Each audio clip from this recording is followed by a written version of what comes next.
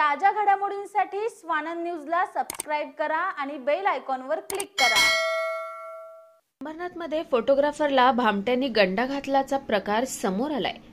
हा फोटोग्राफर बँकेत पैसे भरण्यासाठी गेलेला असताना त्याच्याकडून 50,000 रुपये घेऊन 1 लाख रुपये देतो असं सांगत 2 भामट्यांनी त्याला चक्क पेपरच्या घड्या दिल्याचं समोर आलंय। या प्रकरणी शिवाजीनगर पोलीस ठाण्यात गुन्हा दाखल करण्यात आला असून पोलीस या भामट्यांचा शोध घेत आहेत।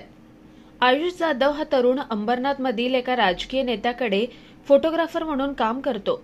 31 जानेवारी रोजी दुपारी 3च्या सुमारास तो अंबरनाथ पूर्वेच्या बँक ऑफ बडोदामध्ये 50,000 रुपये रोख रक्कम जमा करण्यासाठी गेला होता। यावेळी त्याला बँकेत एका अनोळखी इसम भेटला। या अनोळखी इसमाने तुझ्याजवळचे 50,000 रुपये तू मला दे आणि त्या बदल्यात मी तुला माझ्याजवळचे 1 लाख रुपये देतो। त्यातले 50,000 रुपये तू तुझ्या बँक खात्यातून माझ्या बायकोला पाठव, इथे माझं बँक खातं नाही असं सांगितलं। याच वेळी तिथे एक दुसरा इसम आला आणि त्याने हा माणूस गरीब आहे, चांगला आहे, याची मदत कर असं सांगत रुमालात पैसे गुंडाळून आयुषला दिले।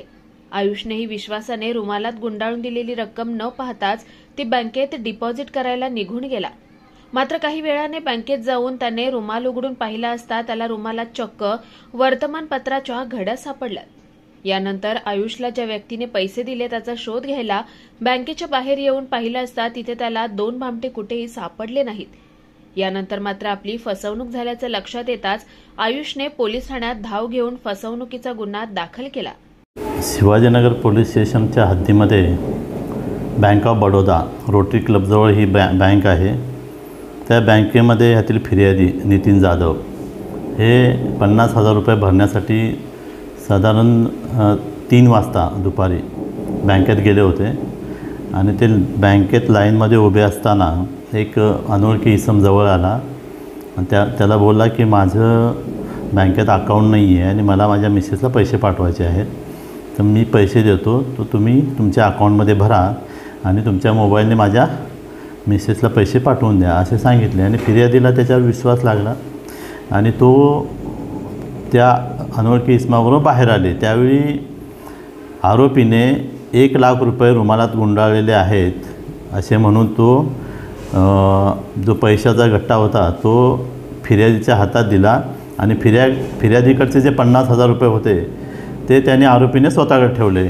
त्यानंतर फिर्यादी हे लाईनमध्ये उभे राहून पैसे भरण्यासाठी उभे होते लाईनमध्ये। थोड्या वेळानंतर त्यांनी ते रुमाल उघडून बघितला तर ते आतमध्ये नोटांच्या आकाराचे पुट्ट्याचे तुकडे होते। जर लक्षात आलं त्यांना शोधलं त्या अनोळखी इस्माला, पण ते पळून गेले होते। त्यानंतर फिर्यादी पोलीस स्टेशनला आले आणि फसवणुकीचा गुन्हा दाखल करण्यात आलेला आहे आणि तपास सुरू आहे। निखिल चव्हाण, स्वानंद मीडिया, अंबरनाथ। श्री साई समर्थ ज्योतिष्यालय, astrologer and palmist Pandit T S. Bhattar गुरुजी।